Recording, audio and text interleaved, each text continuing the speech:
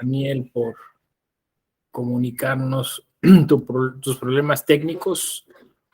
Hola, José Ángel, un saludo a la distancia.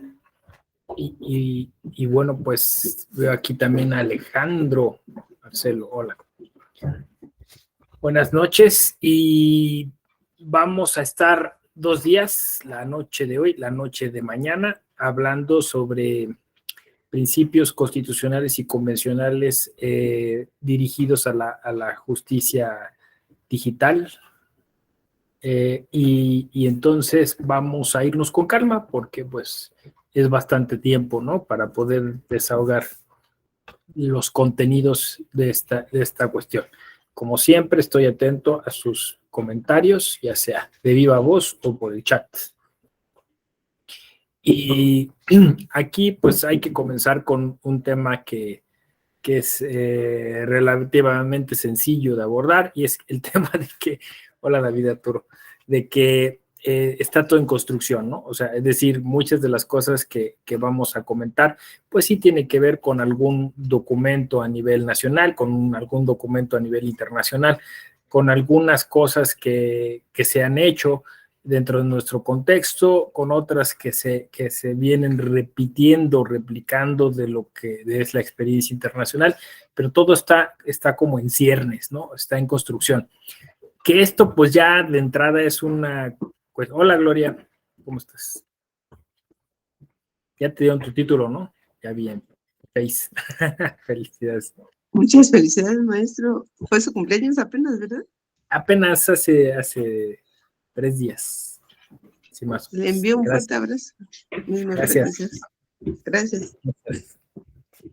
Entonces decíamos que, bueno, pues estamos ahí con la construcción. Fíjense, hay un tema aquí que seguro ustedes lo habrán palpado, ¿no? O sea, lo habrán enfrentado, ¿no? Hay una expresión que parece que encierra mucho de este malestar contemporáneo, ¿no? Parece que no aprendimos nada. Parece que no aprendimos nada. No, lo estábamos comentando ahora con el ingeniero Sejudo. Y si hay un tema en que a partir de la pandemia se aceleraron las cosas, nos botamos de lleno en el tema de la tecnología digital, empezamos a poner como las cosas claras, aterrizamos muchos proyectos que llevaban años ahí como un poco estancados, y eso nos generó un sistema de trabajo pues que de otra forma hubiera tardado mucho en llegar. Pero ¿qué pasa? Termina la pandemia y volvemos para atrás, ¿no? O sea, realmente no aprendimos nada. O sea, hay como este renacer de esos viejos vicios, ¿no? Ligados a pues eso, al afán no sé, de menospreciar la tecnología. Quizás eso ya, yo con eso quisiera empezar, ¿no? O sea, decir que de alguna forma estamos enfrentando un preconcepto, díganmelo ustedes, pero yo lo encuentro muy ligado quizá al gremio de abogados, ¿no? No sé si aquí hay alguien que no sea abogado. Los abogados desde siempre. Tú, Arturo Mondragón, ¿tú qué profesión tienes? Yo soy estudiante todavía, tengo 16 años. Ah, bueno, pero entonces estás en el mismo camino, ¿no? O sea, es decir, nuestro perfil, nuestra formación, como lo abordamos, quizá tú que eres muy joven, pues a lo mejor no lo estás viendo así, pero siempre hay como una idea de que no, los abogados no nos llevamos bien con la tecnología. O sea, ha habido esa idea, ¿no? Esa idea que no tiene un sustento real, ¿no? O sea, es una cuestión que yo encuentro en diversos espacios, escuela judicial, perdón, en las escuelas de derecho, en el poder judicial, en los poderes judiciales, tanto el federal como los locales, y encuentro mucha resistencia, mucha resistencia a incorporar la tecnología, ¿no? A veces, claro, por la propia inercia y por el propio empuje que la sociedad está generando y las instituciones de la sociedad civil, pues eventualmente salimos y decimos, sí, estamos haciendo esfuerzos, estamos atrayendo estas cosas, pero normalmente no es prioridad, fue prioridad en el momento en el que los tribunales dijeron, o lo hacemos o nos vamos a quedar sin justiciables. Fue prioridad en ese momento y hubo quien pues echó mano un poco más nutridamente del correo electrónico, que por ahí pues hay que comentarlo, eso no es justicia digital, ¿no? Pero bueno, hay quien utilizó algunos otros medios, incluso el propio WhatsApp, algunas redes sociales domésticas o internas, por llamarlas así. Hay que incluso pues se atrevió a modificar su sitio web, su página de internet. Después haremos algunos recorridos por estas páginas también para ver la situación. Pero otra vez, ¿no? O sea, en cuanto se pudo volver a un tipo de presencialidad, todo eso se estancó de nuevo. Se estancó de nuevo. Y mi sensación es de que ahora va a estar peor. ¿Por qué? Porque ya no importa si viene otra pandemia, si viene otra... ya de alguna manera lidiamos con eso y se entendió malamente que el uso de la tecnología era como una especie de excepcionalidad, ¿no? Entonces, realmente no hay una nueva normalidad. Esa es la normalidad de siempre, aderezada con un poco de tecnología, pero no más, ¿no? O sea, es más, la Escuela Judicial Electoral se va quedando hasta cierto punto como dentro de un terreno de peculiaridad, porque ya todo volvió a la presencialidad, ¿no? Es más, asistía yo a una reunión en la UNAM o sea, había todo un tema ahí como de presumir, ¿no? De ostentación, de decir, fuimos la primera facultad dentro de la universidad en volver 100% a la presencialidad. O sea, a eso me refiero, ¿no? O sea, hay como una idea de que lo digital es malo necesariamente, que la virtualidad es mala. Y claro, o sea, bueno, tengo colegas que durante toda la pandemia, incluso en las partes más complicadas de la pandemia, insistían y se quejaban de que siguiéramos aislados, ¿no? Yo entiendo que ahí hay un tema, sí, de control, un tema complejo, ¿no? Porque obviamente la tecnología tiene este efecto, ¿no? O sea, este efecto balcanizante, nos atomiza, pues nos encierra en nuestras casas y nos aleja de algún modo, pero también nos acerca, ¿no? O sea, de otro modo también nos acerca y nos da mucha mayor inmediatez en las comunicaciones. Entonces, como toda herramienta, hay que saberla utilizar, pero no podemos partir de un preconcepto, Yo creo que un poco el tema de una mala cultura laboral que se traslada a muchos de los aspectos estos que tienen que ver con la administración de justicia, porque estamos hablando de justicia digital.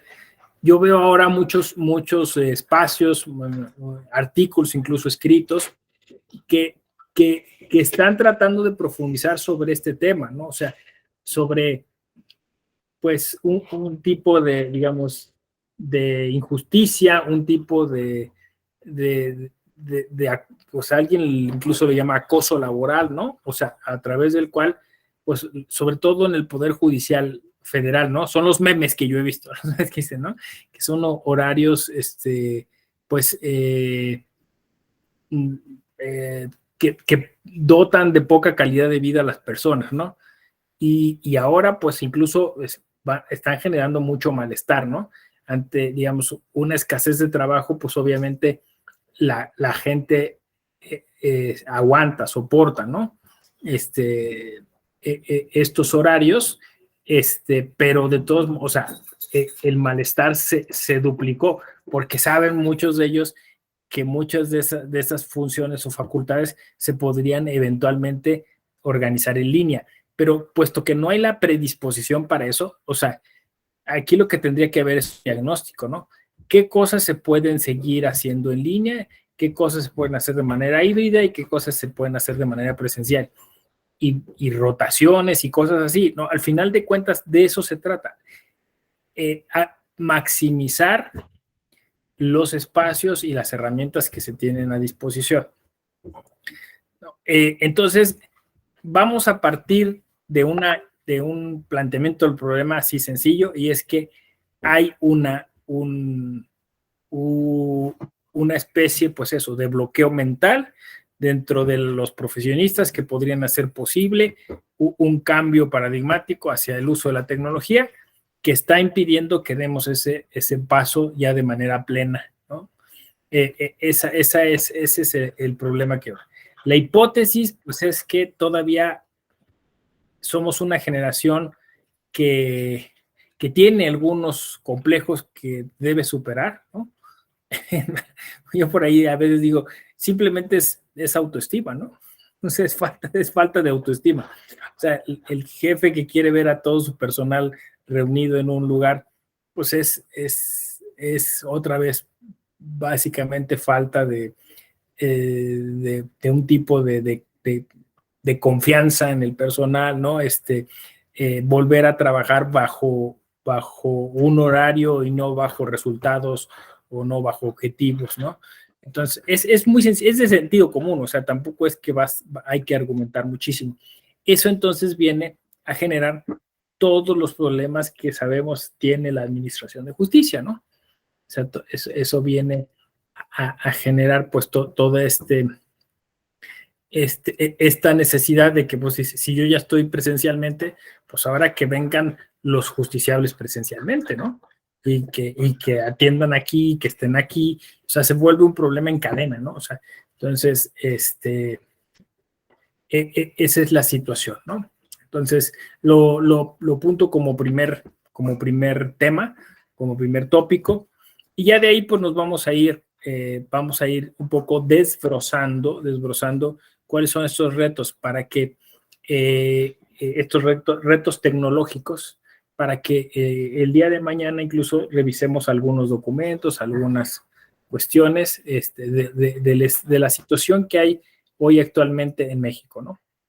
Y bueno, obviamente en la región, ¿no? Es decir, en América Latina, puesto que nos corresponde convencionalmente ese ordenamiento o esas normas, esa jurisprudencia, ¿no? Bueno, pues entonces vamos a arrancarnos. Daniel también respondió, yo soy administrador de empresas. Ok, gracias, Daniel. Bueno, a mí me encanta cuando hay personas con otras profesiones porque eso obviamente enriquece la clase. Bueno, entonces vamos a iniciar con este asunto en el cual pues es obvio que partimos de una cuestión que podríamos denominar justicia abierta, ¿no? Justicia abierta. Digo, es obvio porque de alguna forma encontramos un área de oportunidad que estaba siendo desatendida, y es que pues nos dimos cuenta que de alguna forma la ciudadanía de diversos modos se encontraba muy alejada del servicio público, ¿no? Una falta de vocación de servicio, una serie de estandarizaciones y de inercias que habían llevado al servicio público como una especie de estancamiento, ¿no?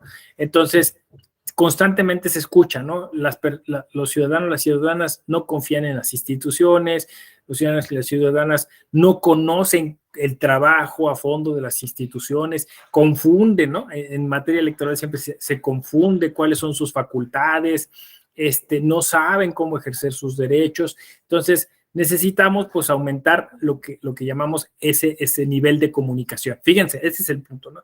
¿Cómo aumentamos la comunicación entre las instituciones que de alguna manera están comprometidas con la justicia y la ciudadanía? Ese fue el planteamiento. Entonces, llegamos pues, a la conclusión que podíamos generar un concepto que se llamaba justicia abierta, que supone un lenguaje ciudadano, un lenguaje claro, un lenguaje cercano a la sociedad, y dos, requiere pues de un acceso a la información que las instituciones generan, y ese acceso permita de alguna manera un modo de poder ejercer de manera más completa los derechos, ¿no? Tú puedes tener derechos, pero si no sabes en qué consisten o cómo se ejercen, pues entonces se limitan muchísimo, ¿no? Entonces, ese fue un afán, ¿no? Si ustedes van ligando estas cuestiones, ¿no? O sea, acceso a la información, transparencia, rendición de cuentas, todas estas ideas la idea era de fortalecer en principio, bueno, a la justicia. Aquí hay un tema. En un principio se derivó la justicia abierta de gobierno abierto, ¿no? Es decir, esto ya nos coloca en un contexto internacional, ¿no? La idea de gobierno abierto es una idea que importamos, es decir, ustedes saben que pues hoy en día la globalización y las políticas internacionales pues juegan un papel fundamental, ¿no? O sea, los países no pueden decir, yo hago a mi modo. Bueno, algunos sí dicen, ¿no? Si tienen la suficiente entereza y fuerza, como es, no sé, casos de Rusia o China, ¿no? Dicen, yo hago como yo quiero. Pero y aún así tienen que cumplir con compromisos internacionales, tienen que firmar tratados, tienen que llegar a acuerdos. Bueno, pues México, aunque pues ha siempre propugnado por una política internacional o exterior autónoma, ¿no? Pero pues obviamente estando al lado de los Estados Unidos, esto a veces es casi imposible, ¿no? Y hoy más que nunca, ¿no? O sea, hoy incluso tenemos la necesidad, por la fortaleza que algunos mercados internacionales están mostrando, pues de unirnos, ¿no? O sea, el propio Estados Unidos está tratando de mirar hacia América Latina. Y entonces, pues parece que el camino será así, ¿no? Fortalecer nuestras relaciones. México, por pura conveniencia, siempre miró hacia el norte, cuando por cuestión de lengua, por cuestión de cultura, debimos mirar hacia el sur, ¿no? Ha habido casos, pero son excepcionales, donde México pues ha tratado de generar una política más tendiente a relacionarse con el sur del continente, pero pues realmente la presión de Norteamérica en la región que nos encontramos es fuertísima. Pero hoy pues la necesidad de unirnos es así. Y al unirse necesariamente tienes que ajustarte a los parámetros que esos otros países están señalando como importantes. Y uno de estos parámetros que desde hace tiempo se venía señalando era el del gobierno abierto. Fíjense que analizar el tema de gobierno abierto nos coloca incluso en un punto muy distante a nuestro tiempo. Me refiero a la Segunda Guerra Mundial e incluso a la posguerra, ¿no? En la Segunda Guerra Mundial se desarrollaron ciertas tecnologías que, que, que, que facilitaban el uso de la información, ¿no? Si les interesa este tema, hay un libro que es fundamental de Alvin Toffler, que se llama El shock del futuro, ¿no? De Alvin Toffler. Pero incluso este tema, bueno, pues empieza, como les decía yo, en los años 40 a desarrollarse, y ya se advierte que la tecnología va a tener un impacto tremendo en nuestra sociedad, ¿no? Pero bueno, ahí coincide todo eso. No sé si ustedes vieron Código Enigma, esa película de sobre la Segunda Guerra Mundial, ¿no? Bueno, se las recomiendo. Código Enigma, a ver, es más, espérense, porque es del 2014, la película de el director Morten Tidum y con Convert para ilustrar la clase. Siempre es bueno el cine.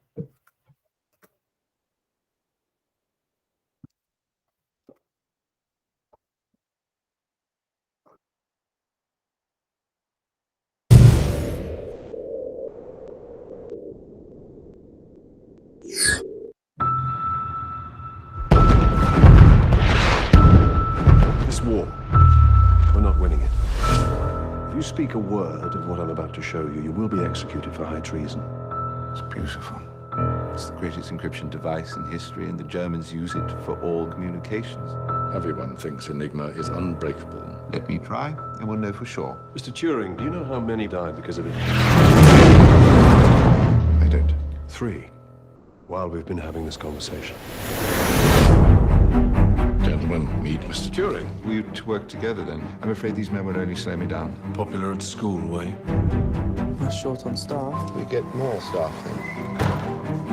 You have 6 minutes to complete the task. Is it even possible? No, it takes me 8.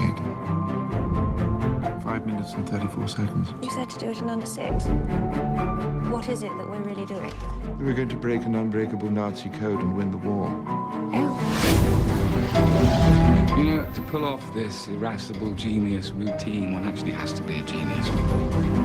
I'm designing a machine that will allow us to break every message, every day, instantly. You're going to need all the help you can get, and they are not going to help you if they do not like you. Have you decrypted a single German message? You will never understand the importance of what I am creating here. Our patience has expired. No! If you fire Alan, well, then you'll have to fire me. Me too. And me. You better bloody well. Alan, you do not have to do this alone. What are you doing? What's going on? The Navy thinks that one of us is a Soviet spy. You've got more secrets than the best of them. What if I don't fancy her in that way? Can't tell anyone, Owen. It's illegal.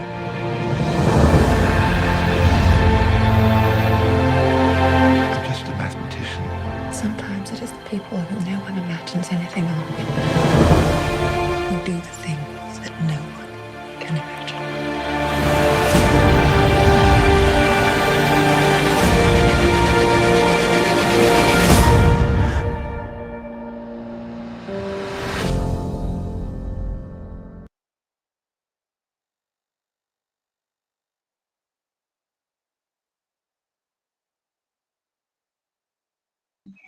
No se escucha, maestro.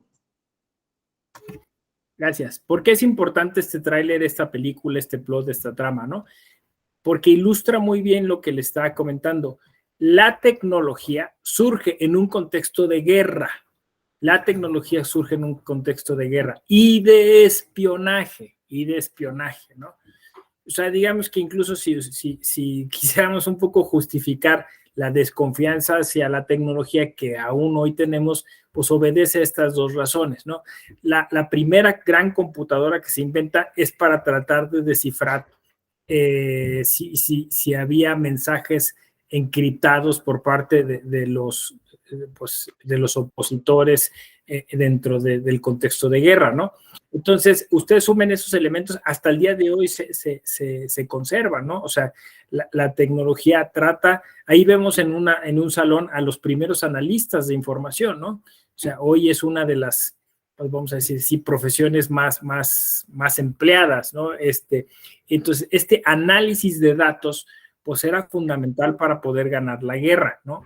Y basándose, obviamente, como lo estoy comentando, en un nivel de cierto espionaje. En este contexto, Winston Churchill, para lograr la aprobación de los ingleses de un proyecto así, y esto es el inicio, apenas lo estamos viendo, ¿no?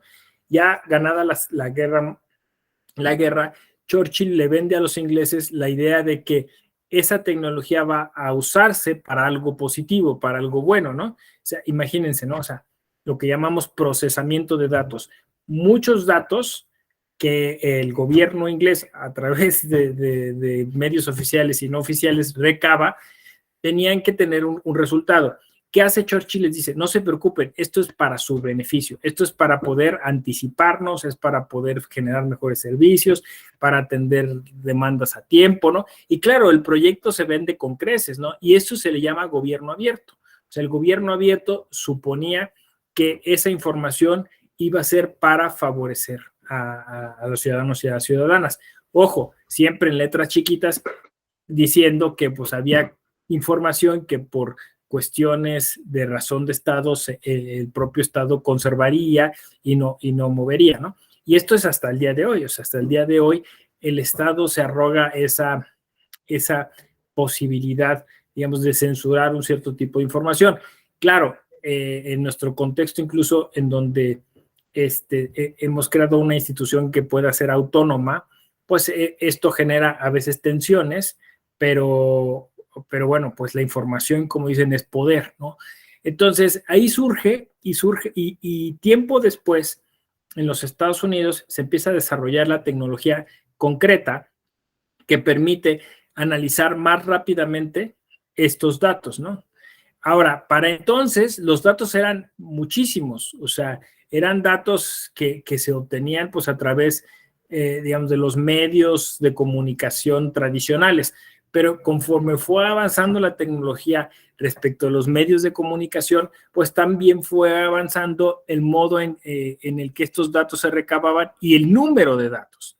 Al día de hoy es imposible saber, porque cada milésima de segundo se está actualizando, qué cantidad de datos se procesan, al grado que no hay una manera de decirle esos datos, o sea, no hay un nombre para eso, o sea, para ese número. Imagínense la cantidad de datos que existen, y eso se llama Big Data, es decir, perdón, pero un friego de datos, ¿no? O sea, son tantísimos datos que insisto, es imposible estarles detrás poniéndole un nombre al número que los identifica. ¿Por qué? Pues porque casi cada acción nuestra dentro de la digitalidad arroja un dato, ¿no? O sea, cuando ustedes entran a su dispositivo móvil, si ustedes lo encienden, hay un dato ahí. Si ustedes entran a una aplicación y se quedan ahí 3, 4, 5 segundos, hay un dato. Si miran un banner, un dato. Si pasan a otra aplicación, otro dato, ¿no? ¿Por qué de una aplicación pasó a otra? ¿Cuántas ventanas mantienes abiertas? Otro dato. Y así, imagínense la cantidad tremenda de datos que hay.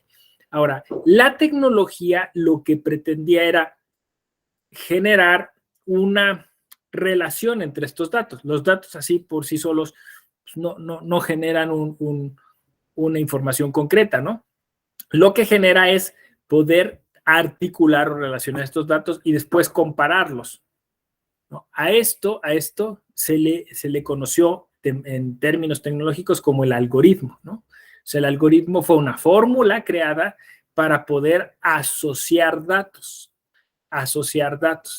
¿Qué pasa?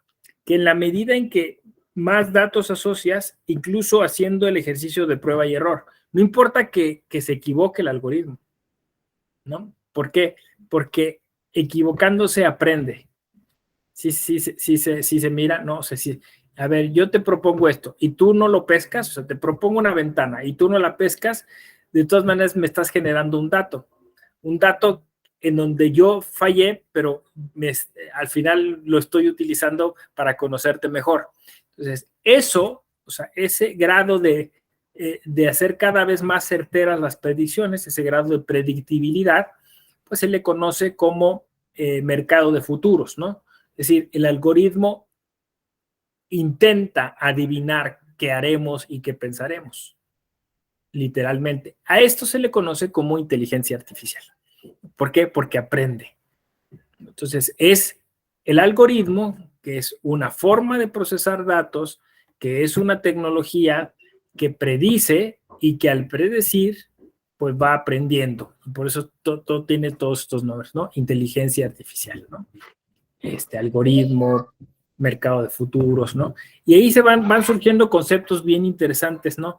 Para tratar de explicar cómo es que la tecnología se convierte, sí, en una herramienta para podernos hacer llegar más predicciones que hagan posible llevar a cabo las actividades de la vida pública y tomar decisiones trascendentes, pero también, si se fijan, se está nutriendo de nuestros propios datos. Entonces, ahí es donde, digamos, es la parte delicada, porque, o sea, no son datos al azar, son nuestros datos. Entonces, esos datos pueden llegar a representarte incluso de mejor manera que tú lo harías. Esto es lo asustador, como se dice, ¿no? Sí, imagínense que pues esta tecnología es capaz de conocernos a la perfección, porque tiene todos nuestros datos de mucho tiempo, pero además esos datos los compara con otros y entonces va haciendo estos ensayos con nosotros hasta que logra hacernos pensar y hacernos hacer cosas. O sea, es que este era el tema, ¿no? El tema es que al final la pretensión de la tecnología hoy es hacernos tomar decisiones. Cambiar nuestras conductas, incidir en nuestra corteza cerebral, ¿no? Eso que parecía en algún momento como de ciencia ficción, pues hoy es realidad. Hoy la tecnología puede hacer eso, ¿no? Ustedes, no sé, alguien de ustedes dice, ay, mi celular me escucha, siento que me escuchó y que de repente estaban ustedes hablando de algo y apareció ahí una oferta, una promoción sobre eso que estaban hablando. ¿Les ha pasado? ¿Sí les ha pasado? Que con el celular parece que los escucha. Sí, David dice que sí. Pues es eso, o sea, es el algoritmo intentando conocernos, ¿no? Conocernos. Entonces, son estos elementos de la tecnología los que pues hoy tratamos de conocer mejor, de desbrozar mejor para poderlos utilizar en nuestro favor. Esa es la idea, ¿no? Esa es la idea. Ahora, fíjense, todo esto, es que esto es interesante porque todo esto podría ser nombrado como justicia digital. De hecho, hay un concepto, Bolawimni, que es una profesora de la Universidad de Massachusetts, del MIT. Esta profesora generó una cosa que se llama la Liga de la Justicia Algorítmica. La Liga de la Justicia Algorítmica. O sea, es una propuesta así muy ligada a la cultura popular, porque obviamente Liga de la Justicia, pues hacia ella remite, pero lo que pretende esta profesora es mostrarnos que los algoritmos, no porque sean tecnología, son de alguna manera exentos de tener algunos sesgos cognitivos. Esto es interesante, ¿no? Porque uno podría decir, la inteligencia artificial siempre es neutra y objetiva. No, porque la inteligencia artificial está aprendiendo de sus programadores y está aprendiendo de la información que recibe. Entonces, esta tecnología puede ser a veces racista, puede ser misógina, ¿no? Es interesante, ¿no? Entonces, digamos, el uso en sí mismo de la tecnología puede generar injusticia. ¿Sí se percibe? O sea, por varias razones. Una, porque está programada por personas y las personas difícilmente atienden sus sesgos cognitivos. Y dos, porque la tecnología no está al alcance de todos. La tecnología, pues, es manejada y es administrada por quien al menos tiene recursos para hacerlo. Y si quien tiene recursos para hacerlo puede llegar a tener la tentación de utilizarla a su favor, ¿no? Entonces, esa es la cosa preocupante, ¿no? Entonces, cuando nosotros analicemos por qué ciertas asociaciones, por qué ciertos documentos, por qué ciertos convenios internacionales están preocupados, pues es por eso, ¿no? Porque estos temas pues están generando un control social, están generando un tipo de comunicación y están generando un tipo de desigualdad. O sea, hay una desigualdad que es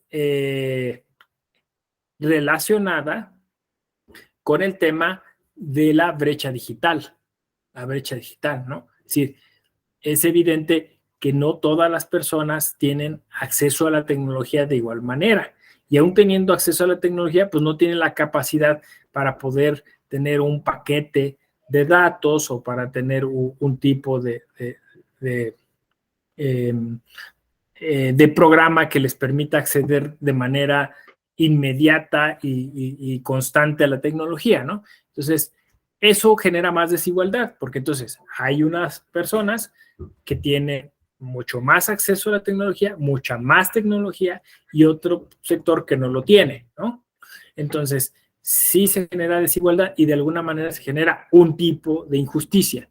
Entonces, yo quiero, o sea, ser claro en esto, porque cuando hablamos de justicia digital, si bien es cierto, nosotros de manera acotada podemos pensar en los tribunales generando juicios en línea, que es la primera idea. También hay una idea más amplia en donde pues, justicia digital tiene que ver con todas las acciones de la vida pública, en donde a través de la tecnología generamos una sociedad más justa o injusta, más igual o más desigual, más inclusiva o más, más discriminadora.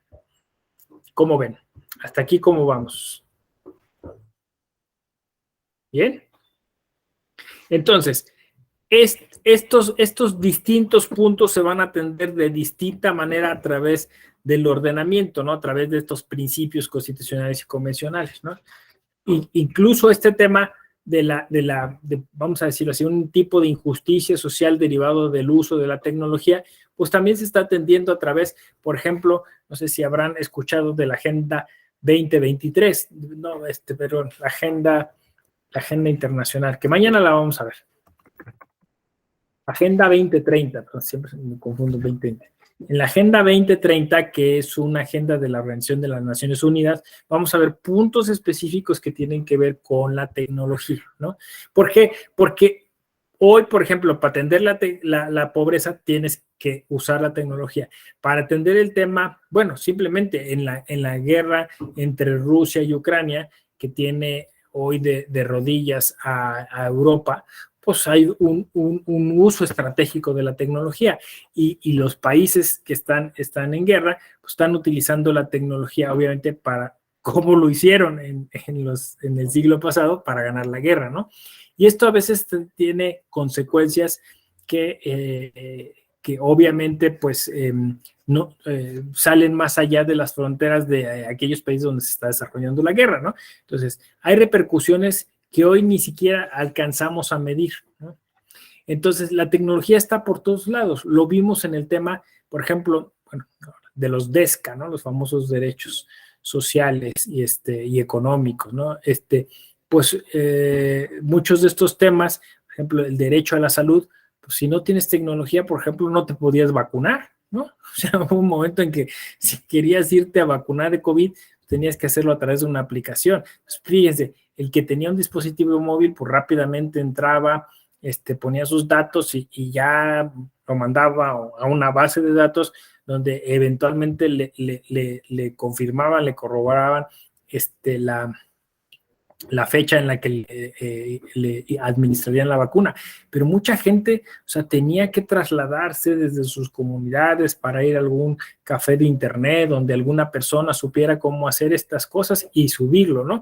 Y todavía eso quedó como en un grado de incertidumbre. Yo sé de mucha gente que pues, básicamente fue así, cruzando los dedos para que los vacunaran porque no sabían bien a bien cómo iba. Y al final, pues se tuvo que vacunar a la gente así porque no todo el mundo pudo acceder a este tipo de tecnología. Hay mucha gente que sufre justo por ese tema y muchos de estos planes o programas de gobierno. No se escucha, no sé si es todo, ¿es con todos o nada más yo?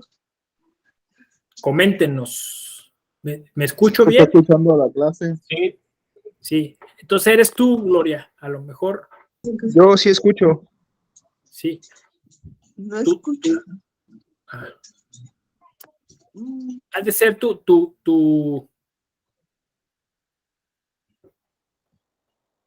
Prueba conectarte y reconectarte. Y a eso. Sí, que luego pasa, la tecnología, ¿no?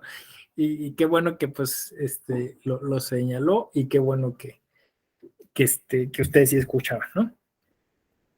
Entonces, bueno, estos temas, digamos, se entrelazan, se articulan, ¿no?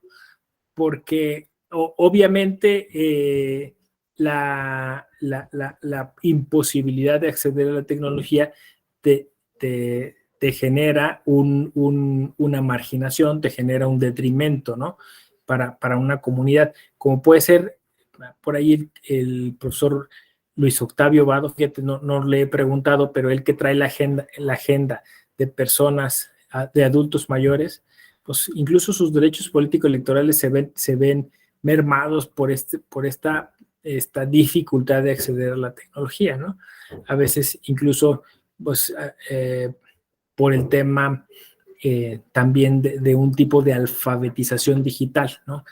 Que esa la requerimos todos, ¿no? O sea, todos tenemos que empezar a conocer cómo operan la tecnología. Ahora, yo de un tiempo para acá he venido sugiriendo que pues que uno es como la palabra que ahora nos encanta, ¿no? Se empodere, ¿no?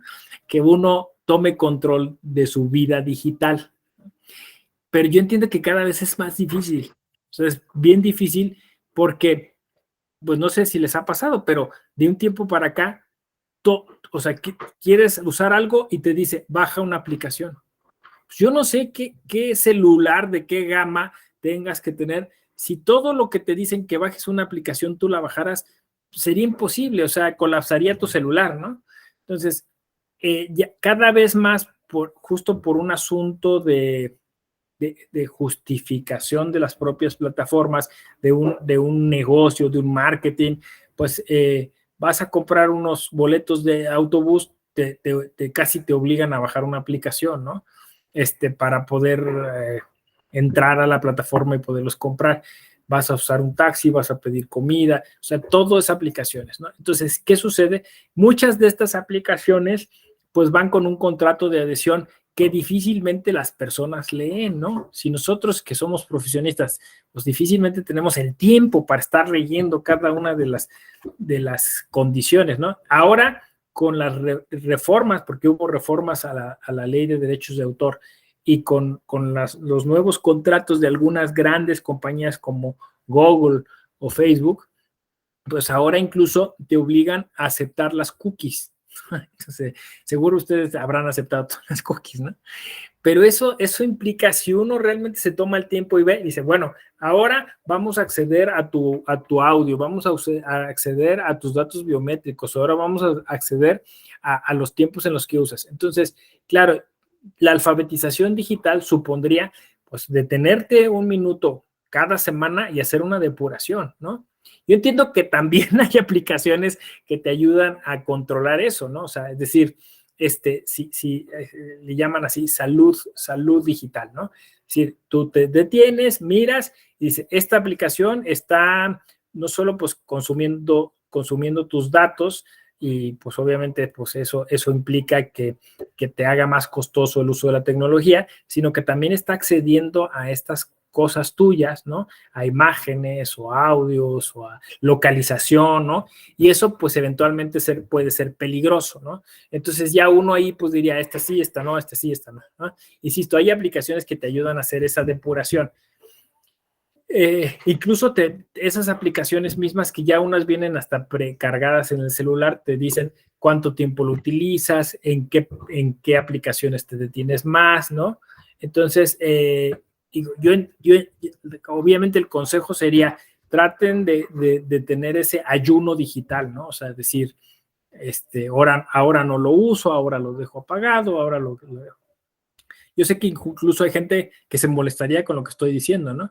Yo he escuchado que dice, ¿para qué tienes un celular? Si para eso es, ¿no? Para que estés localizable 24/24, ¿no? Y eso, pues, obviamente lleva a toda esta cuestión que ya nos referimos al inicio, ¿no? Dice Daniel, el mismo QR en los restaurantes, o que ya para todo debes crear una cuenta de internet, también es, ¿no? Que te tienes que dar de alta en todos lados. Por cierto, hay unas páginas de internet que te crean una cuenta de internet temporal, ¿no? Para que justo no estén, pues eso, saturándote tu correo y además, pues también intentando robarte un tipo de información, ¿no? Entonces, insisto, si a nosotros se nos hace complejo, imagínese pues a personas a personas adultas o a personas que viven pues en el campo, ¿no? O personas que no tienen pues el tiempo para detenerse, pues se complica más la situación. Entonces, hasta aquí yo diría, la tecnología es una herramienta, la tecnología es un instrumento muy bueno, tiene muchas complicaciones, tiene muchos problemas, puede generar un tipo de injusticias, pero pues yo creo que la respuesta no es deshagámonos de esta tecnología, sino usémosla responsablemente. Y ese uso responsable yo lo llamo alfabetización digital, ¿no? Es decir, conozcamos cómo funciona y tomemos conciencia de su uso, ¿no? Por ejemplo, hay un tipo de injusticia que tiene que ver con el uso irresponsable de las redes sociales, ¿no? Esto que hoy también la Organización de Naciones Unidas llama discursos de odio, ¿no? Es decir, pues, pude ser parte de un linchamiento mediático, pudiste ser parte, quizá no te diste cuenta, ¿no? ¿Cuándo? Cuando recibimos una información, no la verificamos y le damos like o la compartimos, ¿no? Sin verificar. Y posteriormente, entonces, eso se viraliza, como se dice, y puede llegar a generar una injusticia, ¿no? Porque se basa en una noticia falsa, las denominadas fake news, y crea una posverdad, es decir, crea una verdad paralela que sin hechos, sin pruebas, puede llegar pues a generar una desinformación, lo que la Organización Mundial de la Salud ha llamado como infodemia. La infodemia lleva después a cosas graves, ¿no? Es decir, a inacción de la sociedad, o como decía yo, a un linchamiento sobre una persona, no existiendo hasta el día de hoy una regulación clara para el tema del derecho al olvido. Pues imagínense, le podemos fregar la vida a cualquiera, ¿no? Eso es también muy asustador. O sea, imagínense que ahorita a alguien le caíste mal, ¿no? Por ahí suelta en alguna red social un infundio, una mentira, ¿no? Pero pues la arma de manera que parezca verosímil, y el otro día pues ya estás en boca de todo mundo. Hay gente que pierde su trabajo, pierde hasta su familia, y termina muy mal solo por un tema, eso es una injusticia, claro, es una injusticia, ¿no? Justo por un tema de poca atención sobre la información que circula ahí. Esos son casos, digamos, graves, pero menores. Están casos más severos, como el caso de Donald Trump y la Casa Blanca, Trump incitando a las personas a hacer actos de violencia dentro de instalaciones públicas, que llevó, pues, como ustedes saben, a heridos y demás cuestiones. Y recientemente en Brasil, ¿no? Bolsonaro incitando a las personas de Brasilia para que fueran ahí de manera masiva a tomar las instalaciones, a quemar cosas, ¿no? Entonces, ese es el lado, digamos, feo de la tecnología. Si queremos no ser parte de esa desinformación, de esa infodemia, pues hay que verificar, hay que esforzarnos, ¿no? Antes de compartir, ver. ¿Por qué? Porque el like lo que genera es que el algoritmo piense que es una información útil o que es una información que está generando opinión pública, ¿no? Muchas veces pues a través de este hashtag, y se van haciendo estas listas, ¿no? de información que es viralizada, pero no necesariamente real.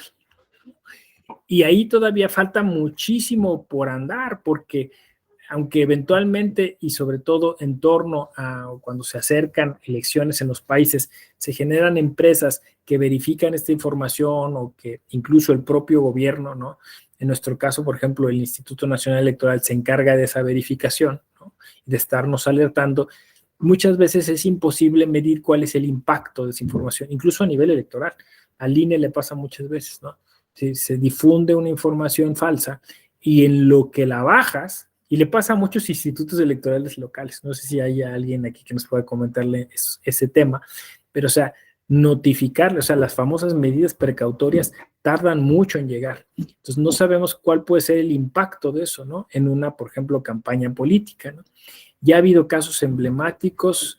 Recuerdo el caso de una diputada en Baja California Sur, parece, donde un medio de comunicación posteó algunas de las fotos cuando esta persona pues había posado desnuda, pero hace muchos años, justo para hacerle una campaña de descalificación y entonces este asunto llegó a la Sala Superior y la Sala Superior recomendó a la Fiscalía General de la República tomar acciones, ¿no?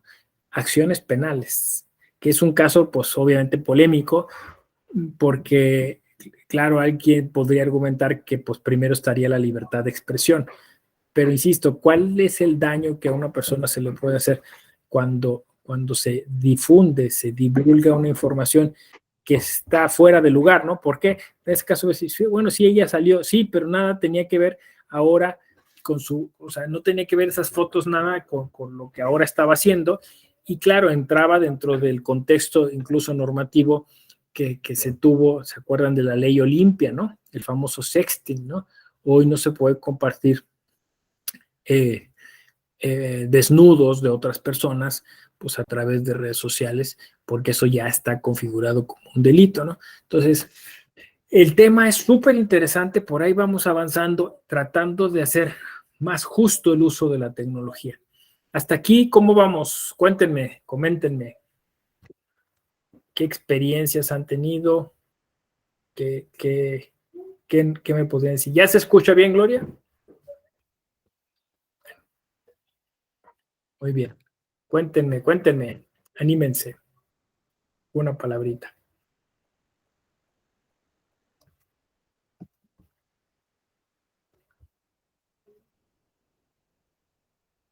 Arturo, ¿entendí bien? ¿Tú tienes 16 años? Sí, profesor. Oye, estás bien, chavo. Tú estás en la prepa y tú quieres estudiar Derecho o algo. Sí, yo creo que sí. Ok, muy bien. Por ejemplo, muchos conceptos que usted está abarcando, como la Big Data, las nuevas tecnologías emergentes y disruptivas, pues son cosas que a nosotros nos empiezan a enseñar ya como parte de nuestro plan de estudios. Y muchas veces, bueno, yo digo por mis compañeros, pues no toman conciencia de que estas herramientas realmente van a ser útiles y de gran importancia, pues sin importar la profesión que vayamos a desempeñar el día de mañana. Como usted lo menciona, la tecnología es algo que ni siquiera los abogados pueden dejar pasar. ¿Por qué? Pues porque cada vez está más presente en cada aspecto de nuestra vida, e intentar rehusarnos a aceptarla es simplemente pues comenzar a afectarnos y hacer, o sea, tener más deficiencias, ¿no? Y también como que esa parte de los limbos o los vacíos legales que de repente existen en cuanto a prácticas o situaciones, pues que no, a las cuales no nos hemos enfrentado hasta ahora, como usted lo mencionó ahorita con esta campaña contra esta política, de cosas que hizo hace ya mucho tiempo. Es algo que de repente es frecuente con cualquier tipo de persona de relevancia, ¿no? Y no hay una manera, pues, de lidiar o de intentar regular esto, pues, de manera eficaz.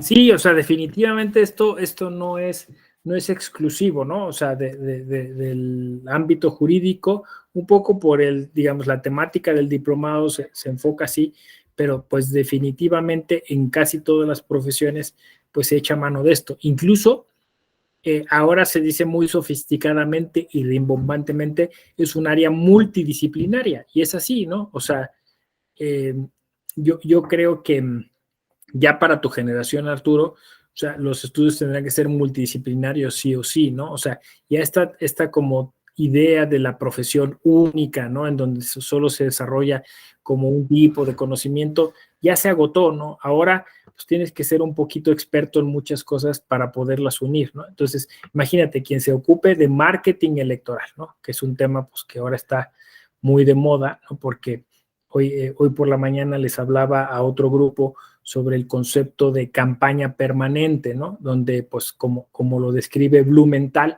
pues se trata de gobiernos que se vuelven una especie de partido político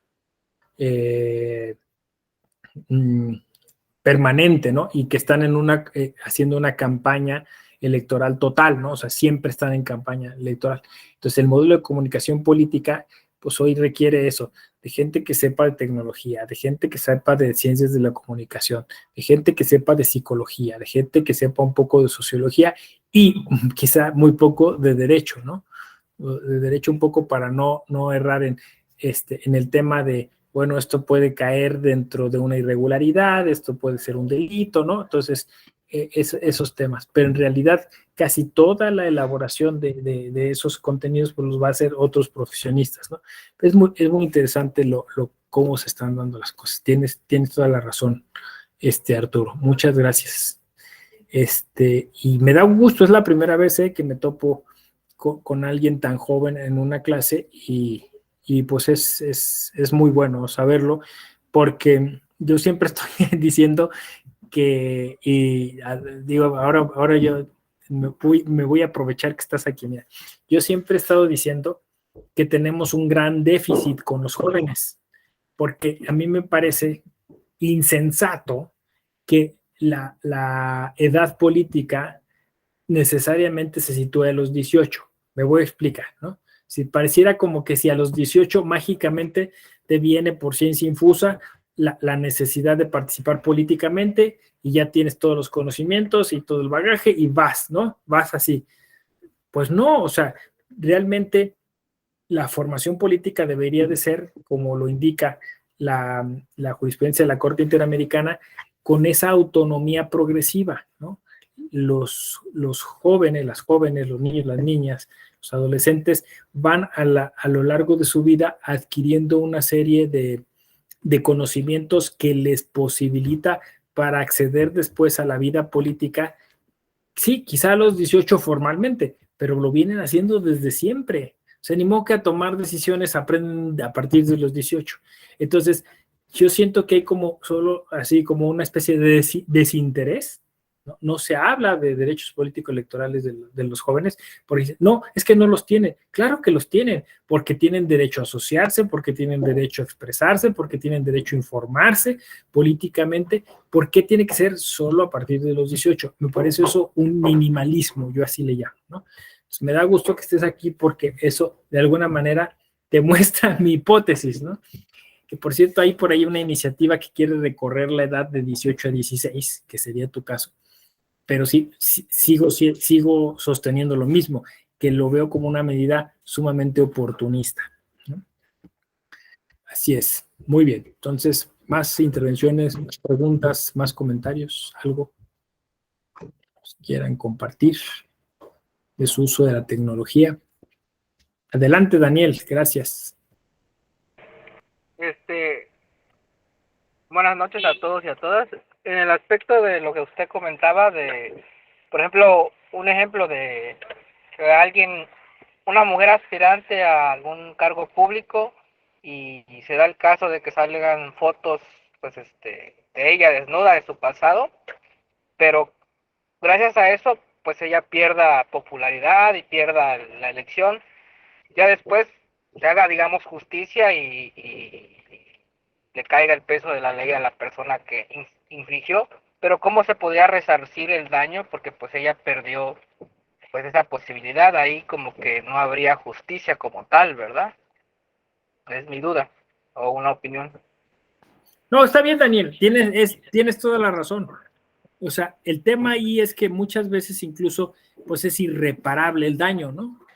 Porque incluso la justicia electoral ha intentado, por ejemplo, medir cuál podría ser el impacto, no sé si, como dices tú, cuántas personas dejaron de votar por haber visto ese anuncio, y cómo compensaría la justicia electoral en esos casos. Lo único que ahora se ha pensado, pues es eso, ¿no? Lo que llamamos en términos procesales medidas precautorias, tratar de bajar lo antes posible esos anuncios. El problema es que, pues, para tú obligar a Twitter o a Facebook o a Instagram o a TikTok bajar esos anuncios, pues cuesta mucho trabajo, ¿no? Entonces yo veo que siempre batallan mucho, sobre todo en los institutos electorales, ¿no? Para tener una comunicación y lograr, porque son los institutos electorales los que están revisando esa información y quienes de alguna manera con la nueva reforma sufrirían menoscabo, porque una de las áreas que la reforma estaría atacando es esa, que ya no se haga ese control. Y este es un temazazazo, ¿no? Porque, digamos, somos ya una sociedad madura y políticamente hablando que no necesita de esas advertencias, o sea, no necesita de los sellos que te digan, ojo, esta información está mal y por eso la bajamos, ¿no? Esta información es mentirosa, esta información es abusiva, esta información es denigrante, ¿no? O en este caso es BPG, como le llaman ahora, ¿no? Es violencia política de género, que es el caso, ¿no? O sea, esta información está basada en un tipo de modelo machista que está tratando de denostar a la mujer para sacarla de la contienda electoral, ¿no? Nos ponen ese sello, pero con la reforma ya no nos pondrían esos sellos. Nosotros tendríamos que estar a las vivas y alertas, ¿no? No lo sé, es un debate interesante, ¿no? Si no vamos a tener el apoyo de las instituciones electorales y de la ley, entonces, ¿qué apoyos tendríamos? ¿Cómo lo haríamos? ¿Cómo nos organizaríamos para advertirnos de esa información? ¿No? Porque además, ciertamente, la comunicación política se está trasladando a una arena no tan conveniente, ¿no? O sea, a la arena, bueno, el TikTok, ¿no? O sea, a una arena de la inmediatez, donde pues, de alguna forma se vuelve una especie de show, ¿no?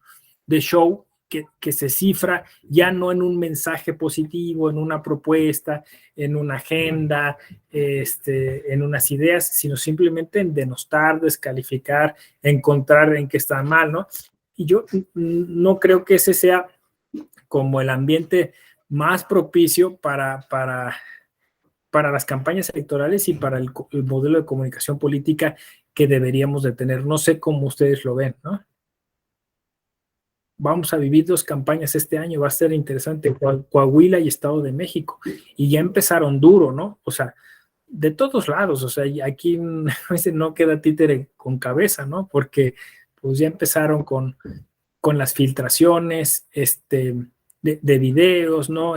Bueno, incluso estaba viendo que básicamente se acusan ambas partes de espionaje, volvemos a lo mismo, ¿no? Utilizando la tecnología, pero nosotros en medio, o sea, nosotros viendo cómo el poder político y la clase política utiliza la tecnología para espiar y dependiendo lo que necesite, entonces expone ciertas cosas. ¿Qué quiere decir eso? O sea, el mensaje es el peor, ¿no? O sea, no importa quién gane, o sea, quien gane va a seguir utilizando esa tecnología contra sus enemigos políticos.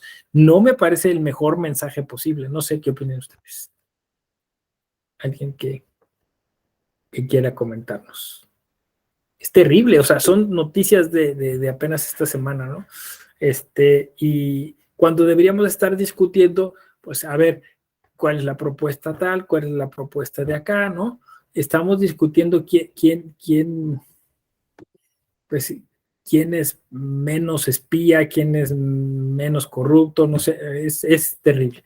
Bueno, entonces, en eso estamos con la tecnología, que se utiliza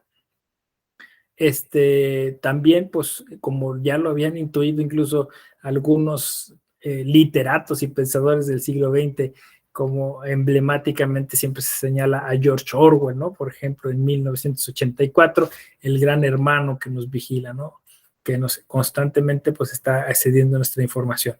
Ojo, como lo llama Byung-Chul Han en esta sociedad de la transparencia, una transparencia que nosotros permitimos, ¿no? Porque nosotros mismos subimos qué comemos, dónde estamos, qué hacemos, con quién nos relacionamos. Nosotros mismos, dice Byung-Chul Han una palabra que siempre me llamó la atención, es que somos una sociedad pornográfica, ¿no? Porque nos hiperexponemos y allí está toda nuestra vida y estamos contentísimos de mostrársela al mundo con los riesgos que eso tiene, ¿no? Entonces, pues se quedó corto, ¿no? Porque pues Orwell o el propio Michel Foucault, cuando hablaba de castigar y vigilar, pues pensaban que eso lo hacía el Estado, ¿no? Pero ahora ya ni siquiera lo tiene que hacer, somos nosotros, ¿no? Entonces, a exponernos eso. El aliciente del like, ¿no? Que genera endorfinas en nuestro cerebro, cuando alguien ya vio mi foto, alguien ya vio mi publicación, o sea, eso eso está pensado con toda precisión, ¿no? O sea, está estudiado el modo en el que le damos, corremos las aplicaciones, todo está pensado, ¿no? Todo está pensado para generarnos ese estado de confort cuando consultamos las redes sociales. Claro, la tecnología es adictiva porque está pensada para ser adictiva, ¿no? Entonces, incluso, bueno, psicológicamente se habla de una adicción digital. ¿Cómo la atendemos? ¿Por qué? Pues porque de alguna forma eso nos hace vulnerables y hace que nuestros derechos político-electorales y otros derechos también se vean conculcados en algunas ocasiones, pues porque, insisto, ¿no? Quien tiene la posibilidad, quien tiene ya sea el poder político económico, pues tiene la capacidad para poder acceder a esta tecnología, ¿no?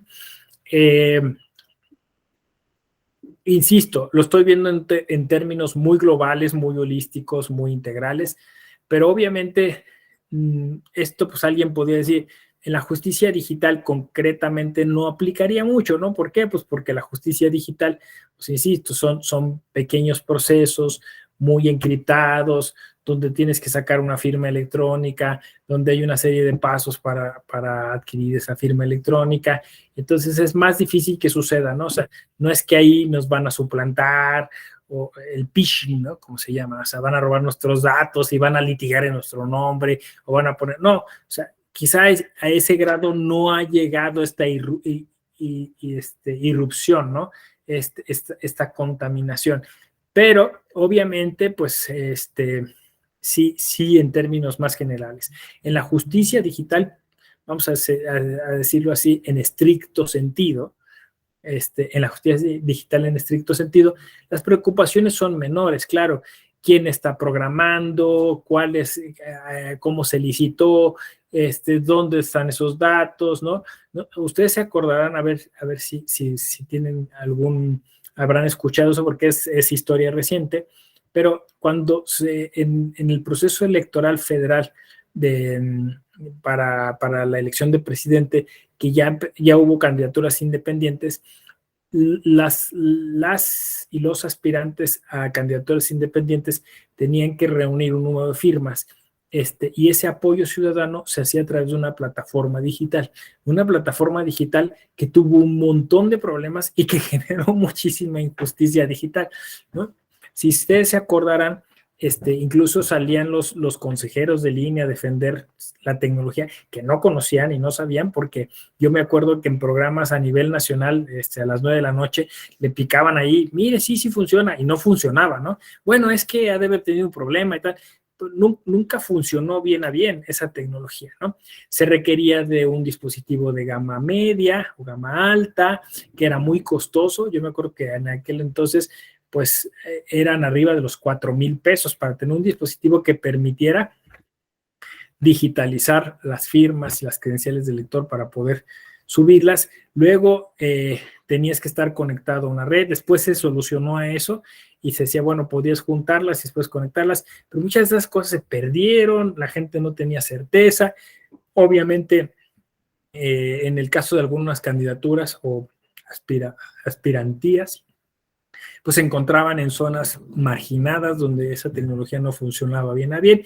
Y luego el problema, quien operaba eso, pues eran compañías extranjeras. O sea, tú te logueabas a través de Google o a través de Facebook. Así que esos datos, todos esos datos, todas esas fotos no quedaron en México, quedaron fuera. Entonces, todo eso quedó como en un limbo, ¿no? Al final, ¿qué hizo Sala Superior? Dijo, pues ni modo, lo que ya habías preguntado, Daniel, ¿qué hizo Sala? Compensó. Dijo, está bien, no importa, no reuniste el número, tienes derecho a la candidatura independiente, ¿no? Y de esa forma, el Bronco, que ustedes se acordarán, que fue muy discutible, muy polémico eso, llegó a ser candidato independiente y a la postre llegó a ser gobernador de su estado, ¿no? Y el otro caso fue el de Margarita Zavala, ¿no? Porque no podía hacer otra cosa, ¿no? O sea, nunca funcionó esa tecnología. Hechos más recientes o ejemplos más recientes en el uso de esa tecnología, lo tenemos en el voto desde prisión preventiva, donde se hizo un programa piloto, justo también por una sentencia de la Sala Superior que obligó al INE a atender estos casos. Y donde se utilizó un tipo de tecnología también para acceder a... Ahora no sé cómo va a funcionar porque en las próximas elecciones ya tiene que ser todas las personas que se encuentren en esa situación tienen que votar. El otro caso es el de el voto electrónico desde el extranjero, concretamente desde los Estados Unidos y para las entidades federativas que así lo solicitaron en las intermedias, ¿no? Y que al parecer tuvo éxito. Yo me metí a la aplicación, era una aplicación un poco más, vamos a decirlo así, más limpia, más, pues mejor armada que la de las candidaturas independientes y requería, pues, o tenía un nivel de encriptación aceptable y me parece que no hubo ninguna queja, o sea, sí se recabó, o sea, es como una aplicación de banco, ¿no? Tú vas ahí, te das de alta, emites tu voto, te genera una especie de constancia y eso se enviaba al Instituto Electoral y bueno, pues ahí se recababa, ¿no? Todavía creo que no estamos preparados para una urna electrónica o voto electrónico, hay mucha desconfianza, me parece que por lo mismo que yo dije al inicio, ¿no? Hay mucho desconocimiento y hay mucha reticencia y resistencia a utilizar la tecnología. Pero de que ya se tiene la tecnología para hacerlo, eso es un hecho. O sea, es un hecho que hoy tenemos todo eso, ¿no? Lo tenemos para poderlo implementar. Siempre y cuando sean claras las cosas de a dónde va la información, quién la administra, qué se hacen con los datos, cómo se manejan, cómo se obtienen los resultados, ¿no? Y insisto, es cuestión nada más de ponerlo claro. Al final de cuentas, todo esto que tiene que ver con la transparencia, el gobierno abierto, la justicia abierta, pues supone ultra responsabilidad sobre los datos que se obtienen, ultra responsabilidad sobre la información que se otorga y es así, ¿no? O sea, es decir, de alguna manera es la información que entra y la información que sale y sobre esta haya pues una vigilancia y una certidumbre de cómo es que se establece, ¿no? Hasta aquí dudas, comentarios, ¿todo bien? ¿Todo bien? ¿Sí? Bueno, pues si les parece, lo podemos dejar aquí, al fin que mañana nos vamos a volver a ver, ¿no? Y le seguimos. Les recomiendo que si tienen oportunidad para complementar lo que yo aquí dije, se acerquen, quizá hay 2 documentales muy, muy interesantes en Netflix. Uno es El dilema de las redes sociales.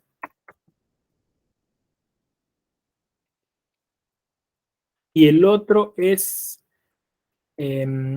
todo lo que tiene que ver con Cambridge Analytica, que también fue un famoso documental que se llamó Nada es privado. Fíjense qué nombre es eso, ¿no? Nada es privado. Entonces, si hoy tienen ganas, tienen tiempo, tienen una chancecita, pues lo miran y mañana seguimos discutiendo, ¿no? Excelente. Bueno, pues muchas gracias por conectarse esta tarde, noche.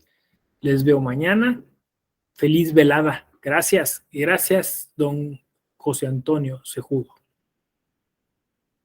Gracias, doctor. Nos vemos. Gracias. Un abrazo. Gracias, Hasta doctor. luego, Buenas noches. Buenas noches. Linda noche, bye. Linda noche.